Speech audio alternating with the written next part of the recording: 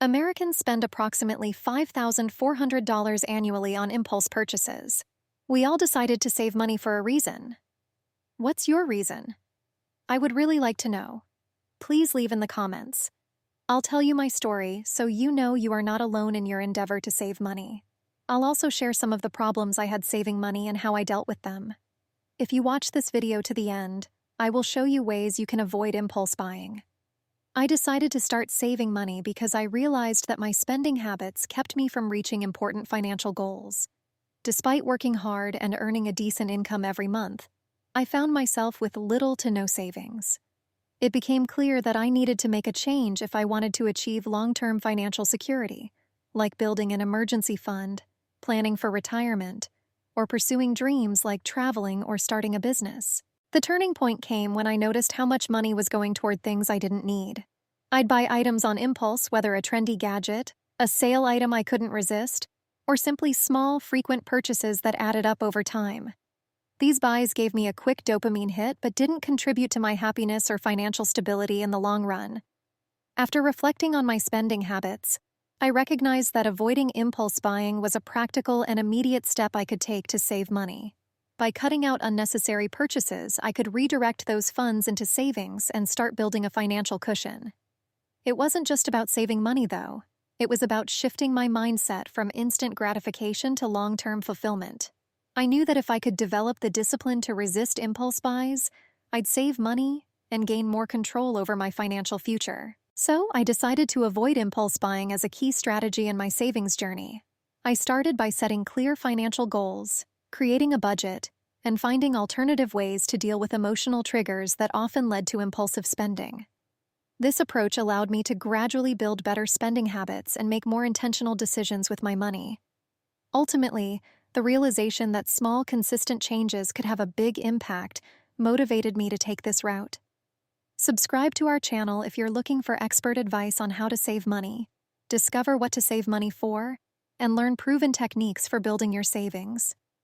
Whether you're aiming to create an emergency fund, save for a dream vacation, or plan for your future, we've got you covered with practical tips and strategies to help you reach your financial goals. Join our community today and take control of your finances. My major roadblock to saving money was the belief that money is meant to be spent.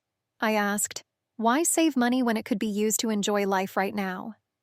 This mindset led to impulsive spending and little to no savings, leaving me unprepared for the future. However, I soon realized that to achieve my financial goals, I needed to define my why and attach a deep personal meaning to each goal. This shift in perspective was crucial in transforming my approach to saving money. Emergency fund, a deeply meaningful why. Take the example of an emergency fund. Initially, saving money just to let it sit in the bank felt pointless. But when I asked myself, why should I have an emergency fund? The answer became clear. I wanted an emergency fund because I dreaded relying on credit cards during unexpected situations. I hate the stress of receiving bills and the financial strain when I stretch my budget to pay them. While some bills are unavoidable, I recognize that many can and should be prevented. I could handle unforeseen expenses by building an emergency fund without adding to my debt. My why for having an emergency fund became deeply personal. It wasn't just about saving money. It was about avoiding the stress and anxiety of financial uncertainty. This realization helped me reframe how I viewed my emergency fund. I no longer saw it as money sitting idle in the bank, doing nothing. Instead, I saw it as a protective measure to safeguard my future self from unnecessary bills and financial hardship. This deeper meaning behind my goal made saving consistently and with purpose easier. Another example is my lifelong dream of traveling to Cork, Ireland. I've always wanted to visit Blarney Castle and its beautiful gardens. However, the thought of the bills that might follow me home after such a trip kept me from pursuing it seriously. I didn't want my dream vacation to become a source of financial stress, so I started saving specifically for this journey. But this time, I didn't just see my savings as money accumulating in the bank. I attached a deep meaning to it. My savings represented fulfilling a long-held dream, free from the burden of post-vacation debt.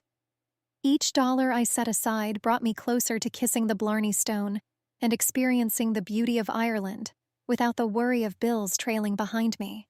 This change in mindset, from viewing savings as just money to seeing it as the key to realizing my dreams, was mighty. My savings were no longer a chore. They symbolized my commitment to living the life I wanted without financial regrets. By attaching deep meaning to my financial goals, I changed my mindset from what good is saving money to what does having money represent for me. This shift allowed me to see money not as an end, but as a means to achieve something profoundly important in my life. Whether the peace of mind comes from having an emergency fund or the joy of traveling to a place I've always dreamed of, each goal carries a personal significance that motivates me to save and spend wisely. With this new mindset, saving money became more than just a financial habit. It became a meaningful pursuit. Every time I contribute to my savings, I'm not just putting money in the bank, but investing in a future that aligns with my deepest values and aspirations. This approach has made all the difference, helping me stay focused and committed to my financial journey. Another roadblock: avoiding temptation. Avoiding temptation was another significant roadblock on my journey to saving money. Albert Einstein once said, "The best way to deal with a problem is to avoid the problem." This quote resonated with me because I realized that to save effectively, I needed to address the areas where I was most vulnerable to impulsive spending. My weak spots were clear: accessorizing my outfits, indulging in Chinese food, and the allure of the latest gadgets. Each of these temptations had a strong pull on me, often leading to unplanned purchases that chipped away at my savings. Accessorizing my outfits. I love fashion, and accessorizing my outfits was both enjoyable and hard to resist.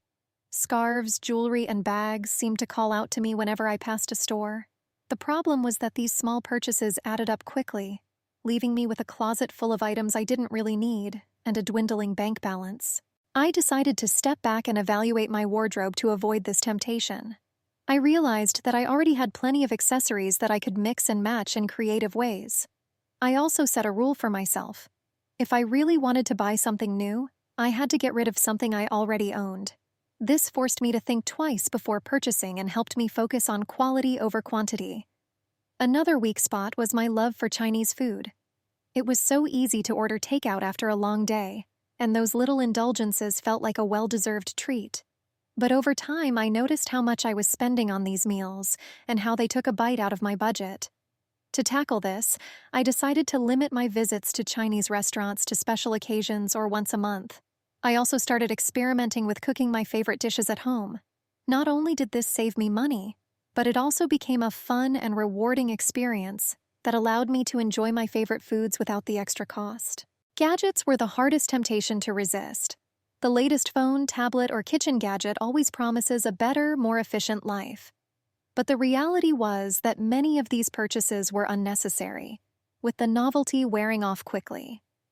I implemented a cooling-off period to avoid falling into this trap.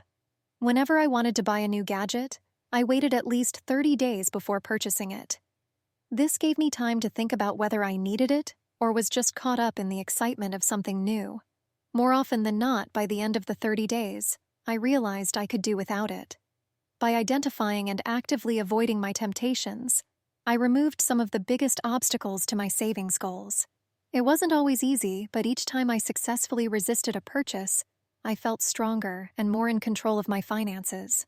Avoiding temptation didn't just help me save money, it also taught me the value of patience and discipline. Over time, these strategies became second nature, allowing me to focus more on what truly mattered: achieving my financial goals and living a life aligned with my values. There is no shortage of advice on how to avoid impulse buying. A quick internet search will yield countless articles, blogs, and tips to help curb spontaneous purchases. The strategies are abundant, from apps that track your spending to mindfulness techniques that help you resist temptation. However, the real challenge lies in finding the methods that resonate with you personally and integrating them into your daily life. While the internet offers a wealth of information, it's important to remember that what works for one person might not work for another. For me, the key was to personalize these strategies, tailoring them to fit my unique habits and triggers. It wasn't just about following generic advice. It was about understanding my spending behavior and finding solutions that addressed the root causes of my impulse buying. Some of the most common strategies you'll find online include creating a budget. Setting a clear budget helps you stay within your financial limits and gives you a framework to make informed spending decisions. Using the 30-day rule, this technique encourages you to wait at least 30 days before making a purchase, giving you time to assess whether you really need or want the item. For me, it was the 30-day rule. Unsubscribing from marketing emails. Reducing exposure to promotional content can help avoid unnecessary temptations. These strategies are widely recommended because they have been proven effective for many people. However, the key to success lies in how you implement them. For instance, the 30-day rule was especially powerful when paired with my personalized cooling-off period for larger purchases like gadgets. The extra time allowed me to consider the item's value and whether it aligned with my financial goals. The power of self-awareness. One of the most valuable lessons I learned from exploring different strategies was the importance of self-awareness. Understanding why I was inclined to make impulse purchases, whether it was stress, boredom, or the sales allure, helped me apply the right techniques more effectively. For example, I realized that my impulse buys were often linked to emotional triggers, so I focused on strategies like mindfulness and finding alternative ways to address those emotions. What ultimately worked for me was not relying on a single strategy, but combining several techniques to create a robust system of checks and balances. I used a budget to set financial boundaries, the 30-day rule to pause and reflect, and unsubscribed from marketing emails to reduce temptations. Additionally, I started tracking my spending, which gave me a clear picture of where my money was going and helped me identify patterns in my impulse buying. Avoiding impulse buying isn't static. It requires continuous adaptation and evolution. As I grew more confident in managing my finances, I found that some strategies needed to be adjusted or reinforced. For instance, when I became more disciplined with my spending, I started setting higher savings goals to challenge myself further.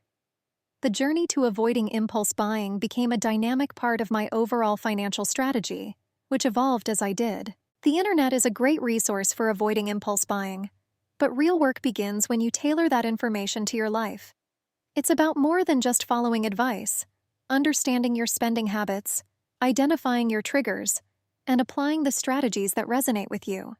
By personalizing your approach, you can build a sustainable system that helps you avoid impulse buys and supports your broader financial goals. Thank you for watching. If you found this video helpful, there's even more to discover. Avoiding impulse buying and saving money is a journey. Every step you take brings you closer to financial freedom. For more practical tips and strategies, check out this video on how to stop impulse buying. If you found this video helpful, subscribe to our channel. By subscribing, you'll get notified whenever we release new content focused on saving money, budgeting, and living a financially empowered life. Ensure you turn on notifications so you will never miss another video from us. Thank you again for being part of this journey. We're here to help you achieve your financial goals, one step at a time. See you in the next video.